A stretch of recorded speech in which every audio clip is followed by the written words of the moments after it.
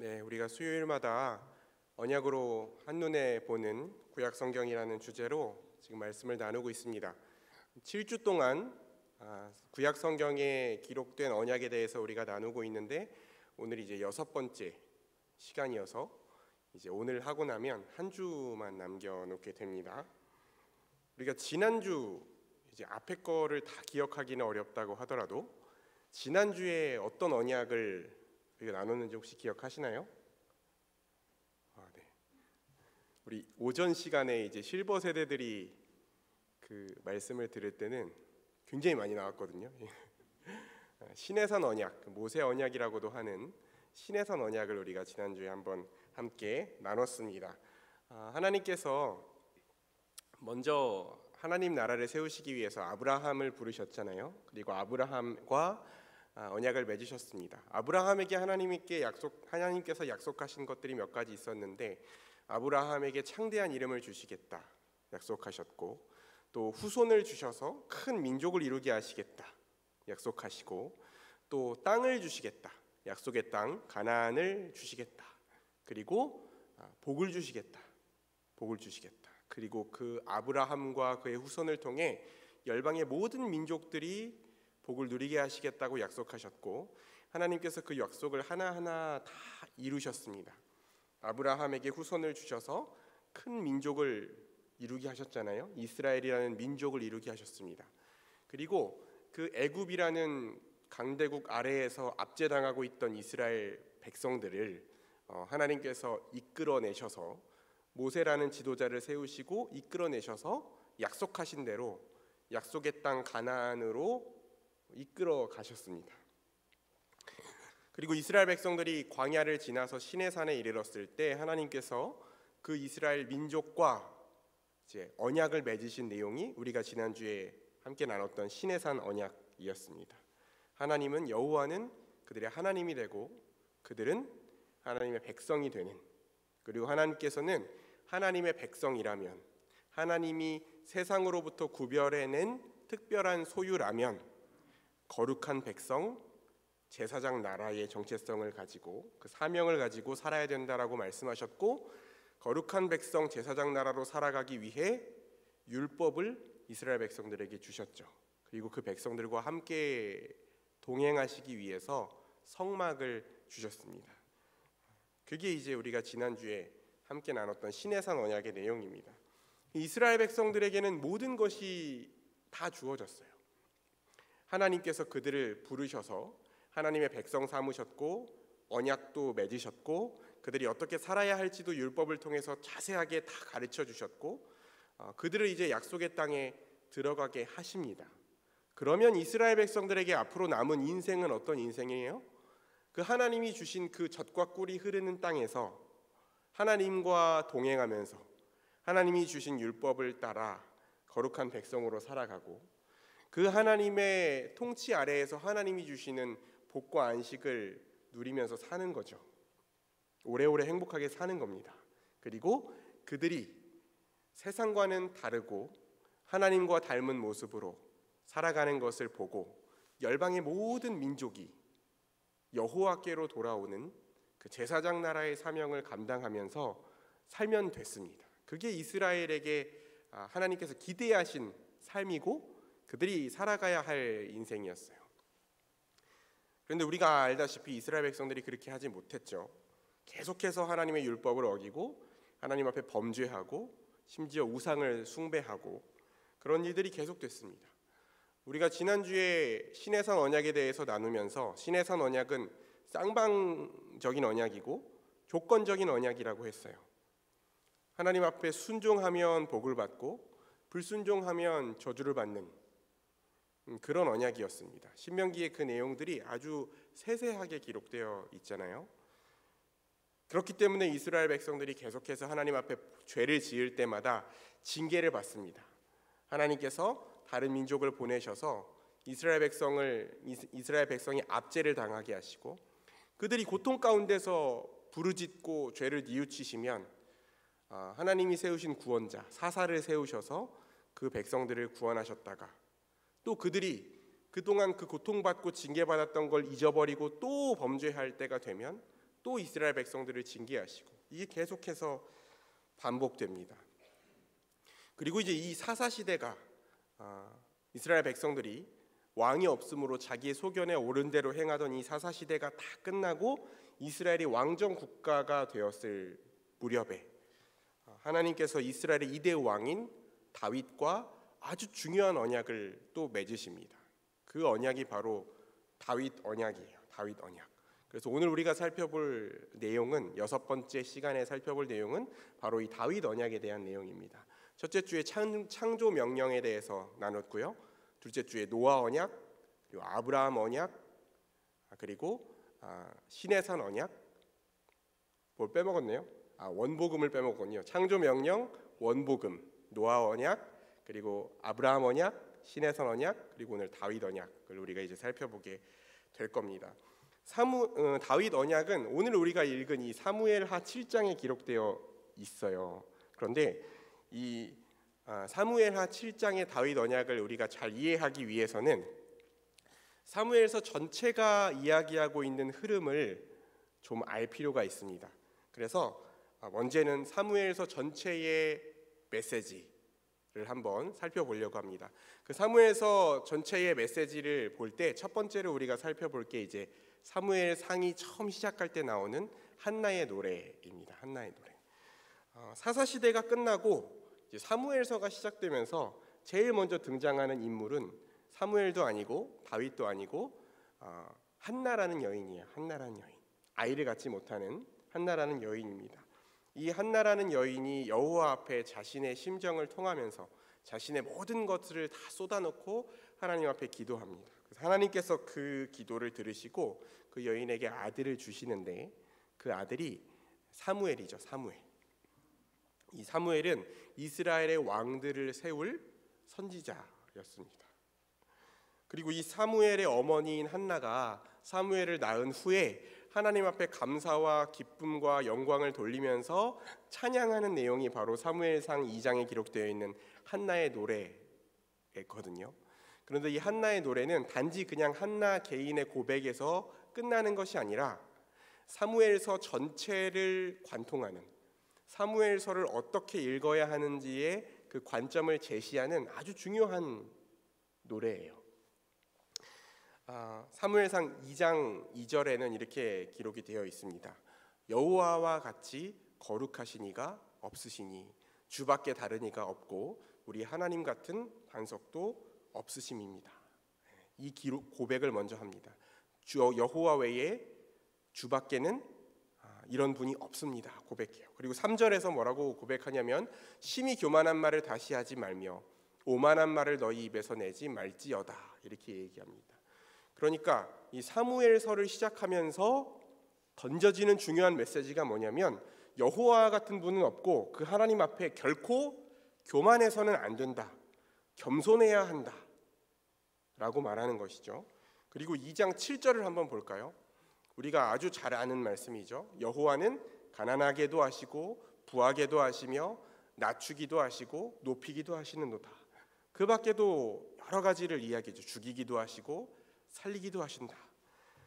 아주 중요한 원리를 제시합니다. 무슨 원리냐면 사람이 자기가 자기 인생의 주인이 되어서 교만하게 살아가면 하나님께서 그 사람을 낮추시고, 자신의 인생의 왕을 하나님으로 고백하고 그 하나님 앞에 엎드려서 겸손하게 살아가면 하나님이 높이신다.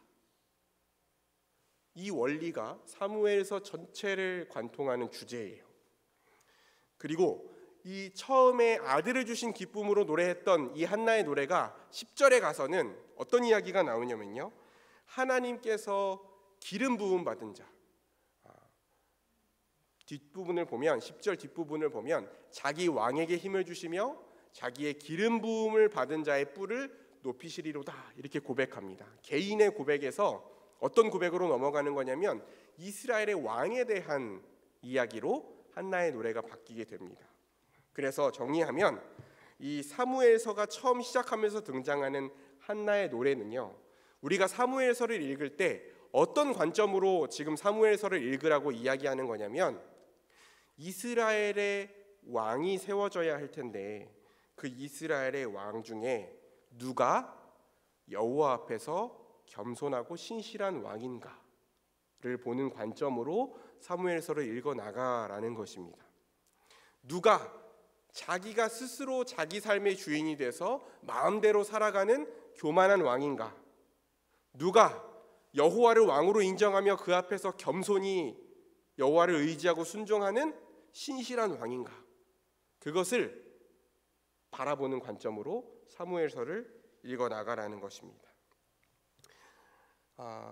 그게 이 사무엘서 전체의 주제입니다. 그 배경을 가지고 우리가 이제 사무엘서를 살펴보는 거예요. 아까 살펴본 것처럼 모세와 여호수아가 함께 이스라엘을 인도하고 가나안 땅을 정복할 때까지는 이스라엘 백성들이 하나님의 뜻대로 잘 나아갔는데, 그 후에 가나안 땅을 정복한 후에 이스라엘 백성들이 계속해서 하나님 앞에 범죄했다고 했잖아요. 그럼에도 불구하고 하나님께서는 신실하게 이스라엘을 지키시고 이방 민족의 침략을 받은 후에도 계속 이스라엘을 구원해 내셨습니다. 그런데 한나의 노래와 함께 우리가 한 가지 더 사무엘서에서 굉장히 중요하게 살펴봐야 되는 내용이 뭐냐면 바로 이스라엘이 왕을 세우게 된 배경이에요. 이스라엘의 장로들이 어느 날 사무엘 선지자가 이제 늙어서 사사이자 선지자이자 제사장이잖아요. 더 이상 사무엘이 역할을 감당할 수 없게 될 무렵이 되었을 때 사무엘의 자녀들이 사무엘과 같이 신실하지 않은 것을 보고 사무엘을 찾아와서 무엇을 요구하냐면 우리도 왕을 세우자 이렇게 요구합니다. 그런데 뭐라고 얘기하냐면요, 우리도 다른 열방의 모든 나라와 같이 이스라엘에도 왕이 필요합니다 이렇게 얘기하는 거예요. 다른 열방의 모든 나라들과 같이 이스라엘도 왕이 필요합니다. 근데 이 이스라엘의 장로들이 요구한 내용에는 문제가 있었어요. 여러분, 이스라엘 백성들에게 하나님이 세우셨던 사사는 다른 이방 나라에 세워진 왕들과 굉장히 차이가 있었습니다. 어떤 차이가 있었냐면 일단 사사는요, 세습이 안 돼요. 그렇죠? 사사가 세워졌을 때 그 사사의 자식이 이어서 사사가 되는 것이 아닙니다. 그 사사직이 역할을 다하면 하나님께서 다음 사사를 하나님의 주권대로 세우세요. 그래서 어떤 사람이 권력을 가지게 될지, 어떤 지파가 권력을 가지게 될지, 어떤 지역이 권력의 중심이 될지를 알 수가 없었습니다.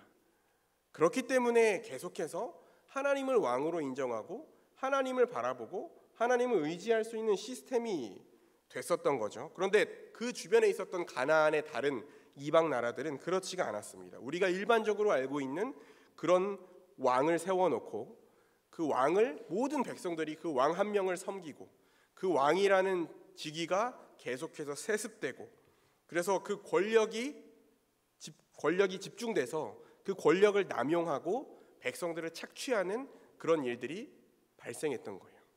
이스라엘 백성들도 다른 모든 나라와 같은 왕을 세운다면 이런 문제가 생길 수 있는 위험이 있었습니다. 또 하나의 문제가 있었습니다. 하나님의 백성인 이스라엘이라는 이 백성 자체가 다른 모든 민족들과는 다르잖아요. 하나님께서 다른 모든 민족들 가운데 이스라엘을 구별하셔서 그들을 특별한 하나님의 소유 삼으셨잖아요. 거룩한 백성 제사장 나라 삼으셨잖아요. 그래서 이스라엘의 왕은 다른 민족의 왕들과는 달라야 됐습니다. 이스라엘이라는 백성들 자체가 여호와 하나님만을 섬기고 여호와 하나님의 율법에 따라서 구별된 방식으로 살아가야 했는데, 이스라엘의 왕이 세워진다고 하더라도 그 왕도 다른 모든 백성들과 마찬가지로 하나님의 율법을 지키고 하나님의 통치를 받아야 했습니다. 왕이라고 해서 자기 마음대로 판단하고 자기 마음대로 다스리는 것이 아니라 이스라엘의 진짜 왕이신 하나님을 섬기면서 하나님의 뜻대로 백성들을 다스리는 것이 이스라엘이라는 민족에 어울리는 왕이었다는 거예요. 전혀 다른 왕이 세워져야 되는 것인데 이스라엘의 장로들은 우리도 다른 모든 열방과 마찬가지로 왕을 세워주십시오 이렇게 요구했다는 것이죠.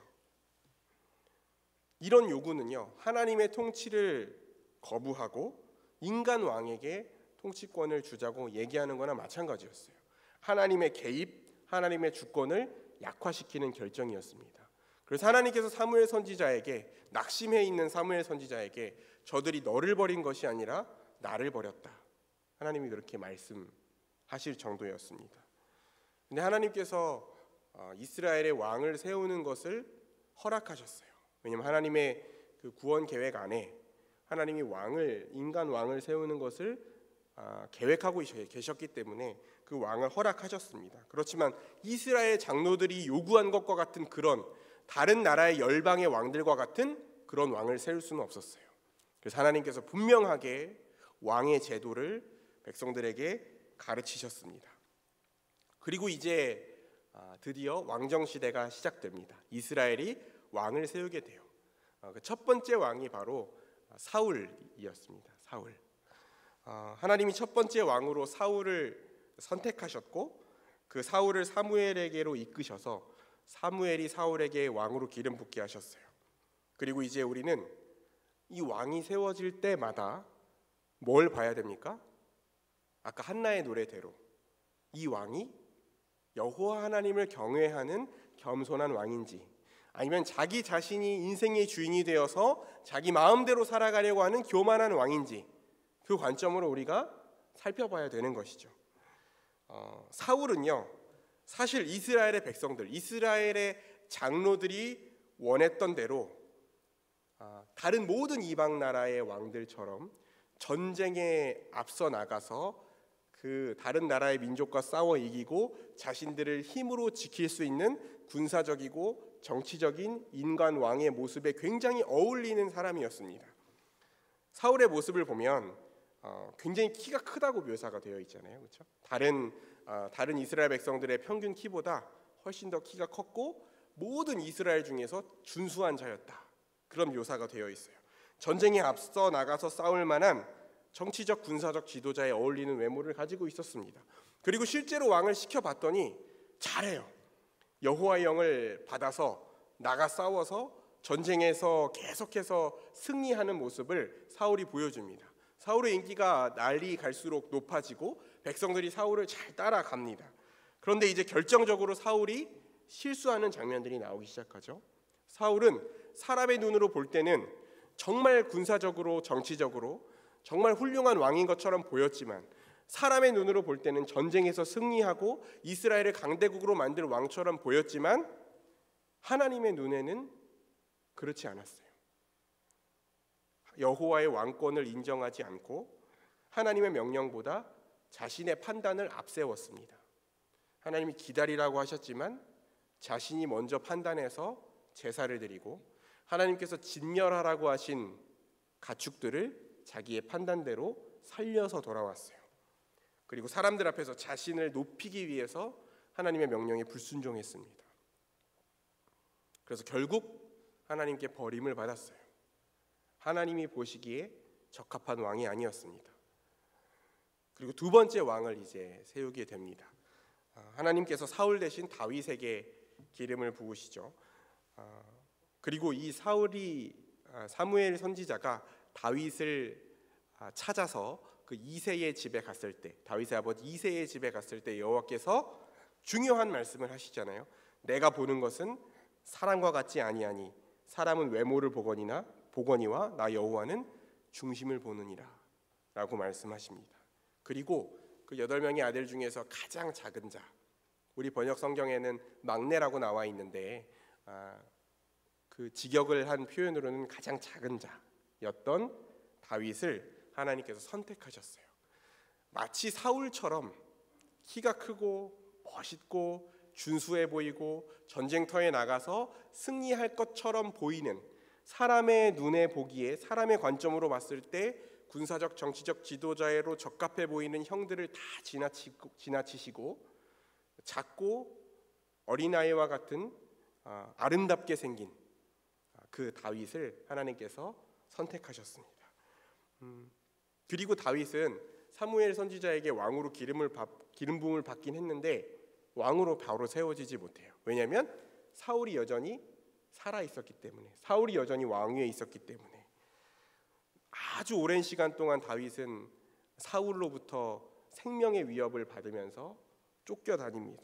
그런데 그 생명의 위협을 받으면서 아무것도 없는 채로 쫓겨다니는 그 시간을 통해서 다윗은 오직 여호와 하나님만을 의지하고 여호와 하나님만을 왕으로 의지하면서 여호와 하나님만을 왕으로 인정하면서 그 하나님을 붙들고 살아가는 신실한 마음을 훈련받습니다.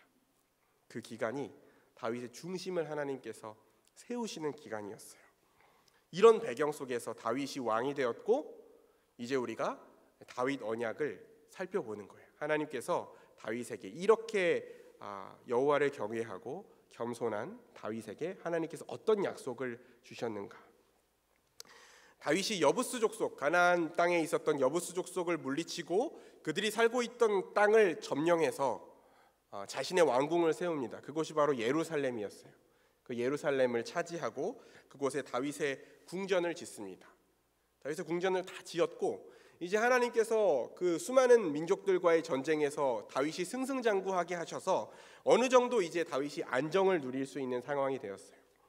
그리고 나서 이제 다윗이 백향목으로 지은 이 근사한 궁전에 자신이 앉아서 보니까 자신이 그토록 사랑하는 여호와 하나님의 임재를 상징하는 언약궤가 있는 그 여호와 하나님께서 머무시는 곳을 보니까 천막인 거예요. 천막. 그렇죠?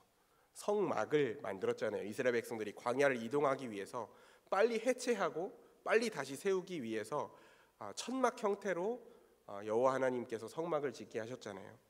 그걸 보니까 자신의 마음이 편하지 않은 겁니다. 나는 이렇게 의리의리한 궁전에서 살고 있는데 하나님은 천막에 계시는구나. 하나님의 집을 지어야겠다라는 생각을 다윗이 하게 되는 거죠. 그리고 나단 선지자에게 하나님의 집을 짓고 싶다고 얘기합니다. 나단 선지자가 그 얘기를 들었을 때 전혀 반대할 이유가 없잖아요. 그렇죠? 그래서 왕의 마음속에 있는 모든 일을 행하십시오. 여호와께서 왕과 함께 하십니다. 이렇게 이야기를 했는데 그 이야기를 해놓고 그날 밤에 하나님께서 이 선지자에게 나타나셔서 다른 얘기를 하시는 겁니다.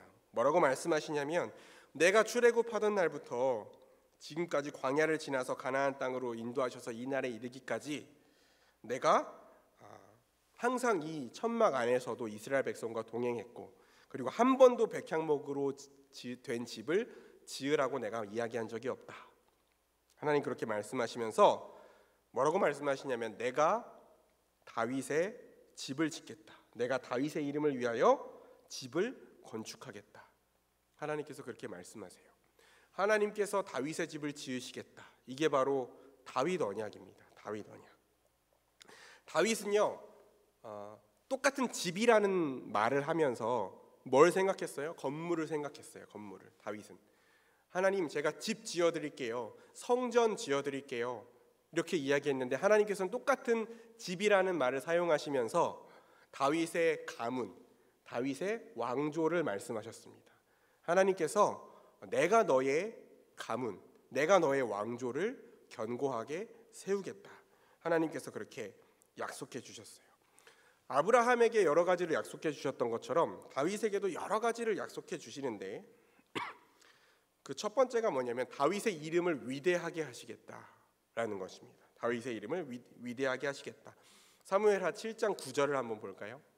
7장 9절 네가 가는 모든 곳에서 내가 너와 함께 있어 네 모든 원수를 네 앞에서 멸하였은즉 땅에서 위대한 자들의 이름같이 네 이름을 위대하게 만들어 주리라.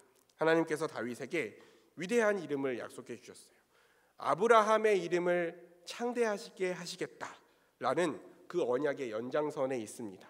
그래서 아브라함 언약에서 이야기할 때도 우리가 나눴던 것처럼 하나님이 보내신 구원자 예수 그리스도의 계보, 마태복음 1장에 있는 그 예수 그리스도의 계보의 가장 위에 영광스러운 이름, 아브라함의 자손, 다윗의 자손, 예수 그리스도의 계보가 나오잖아요.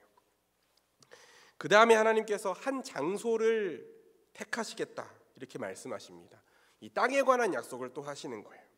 사무엘하 7장 10절, 11절을 보면 한 장소에 대해 이렇게 말씀하십니다. 내가 내 백성 이스라엘 위해서 한 곳을 정하고 이스라엘 백성을 거기에 심고 거기에 거주하게 하고 다시는 옮기지 못하게 하고 떠돌아다니게 하지 않는다는 거예요. 악한 종류로 전과 같이 그들을 해하지 못하게 하리라. 11절 내가 사사에게 명령하여 내 백성 이스라엘을 다스리던 때와 같지 않고 사사시대와 같지 않고 모든 원수에게서 벗어나 안식을 누리게 하겠다. 편히 쉬게 하겠다. 하나님께서 그렇게 약속해 주셨습니다.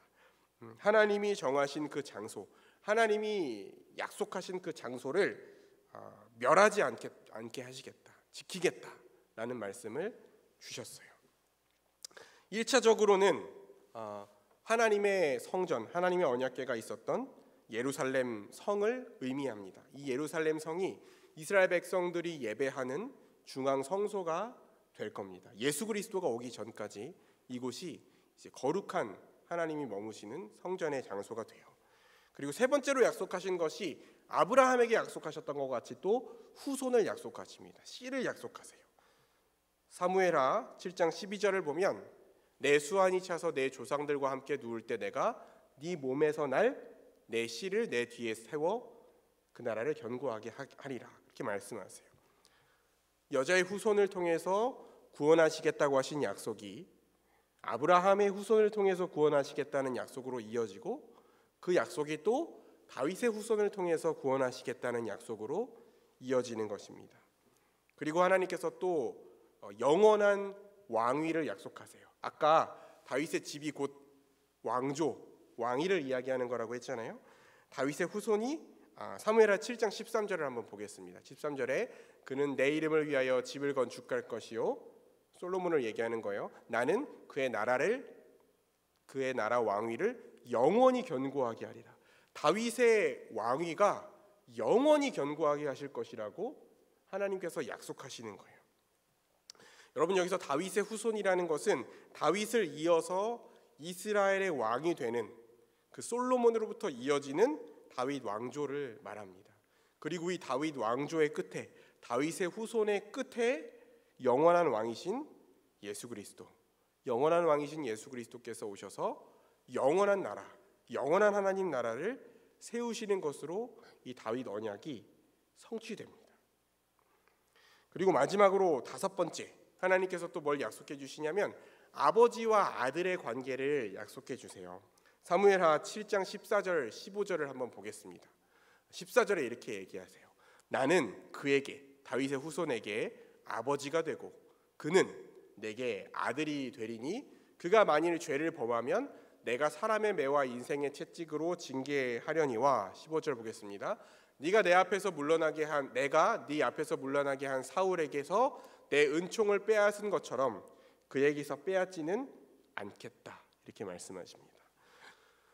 여러분, 여전히 신의 산 언약, 하나님께 순종하면 복받고 하나님께 불순종하면 저주받고 징계받는다는 것은 여전히 유효해요. 여전히 그 언약이 쭉 이어집니다.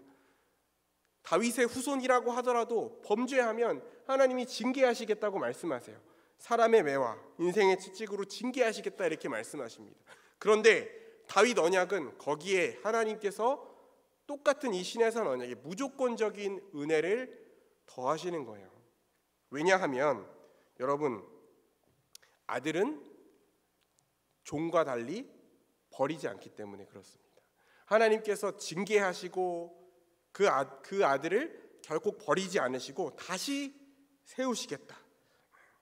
비록 징계를 받을지라도 죽임당하거나 버림받게 하지 않고 그 왕조를 내가 끊어버리지 않고 그 왕위를 뺏지 않고 내가 그를 징계해서 다시 세우겠다.